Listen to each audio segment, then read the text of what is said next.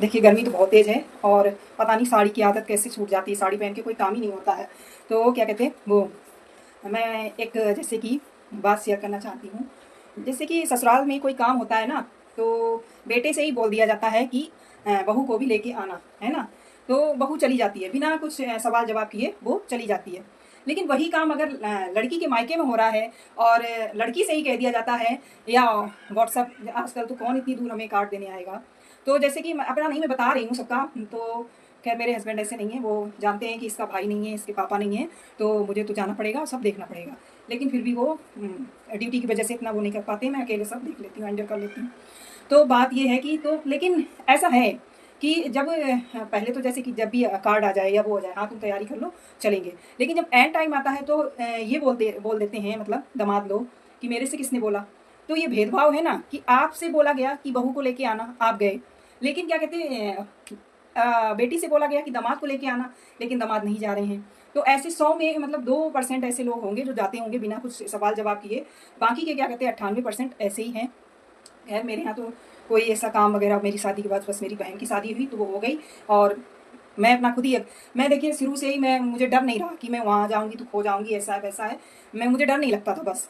तो फिर मुझे किसी चीज़ से डर नहीं लगता है, क्योंकि डर बस दिमाग के अंदर होता है बस, और बाकी डर है कुछ भी नहीं। अगर आप, वो इंसान सामने वाला देख के भी समझ जाता है कि ये कैसा है, इसके अंदर डर, तो फिर वो होने के चांसेस भी रहते हैं। तो वही है कि ऐसा होता है। आज भी बेटी बहू में फ़र्क है, और बेटा दामाद में फ़र्क है, और ससुराल मायके में फ़र्क है। तो ये है, क्योंकि हम पर्सनली अपने लिए नहीं बोल रहे हैं, मैं ये बात एक मतलब बता रही हूँ जो है, जो रियलिटी है वो मैंने बताई है। तो ऐसा होता है। और बहुत से लोग कहते हैं कि आप यहीं पे, तो मेरा देखिए यहाँ पे ही थोड़ा क्लियर वीडियो आता है, बाकी घर में कहीं पे भी क्लियर नहीं आता।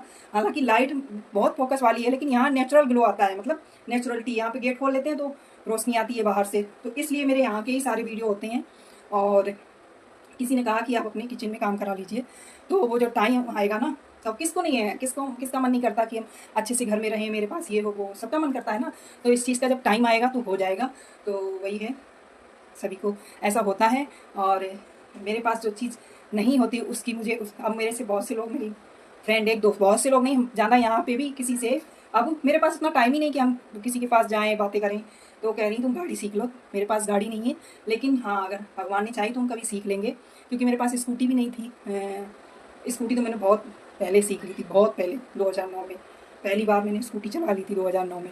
तो और सब लोगों को ये लगता है कि मैंने यहाँ आके सीखी, मेरे हस्बैंड ने सिखाई, या मेरे, जिसको जो कहना है सो कहता रहे। ये बातें तो चलती रहती हैं, दिमाग खाली, जिसके पास खाली दिमाग होता है वो यही सोचता है कि ये ऐसा, ये वैसा, वो वैसा।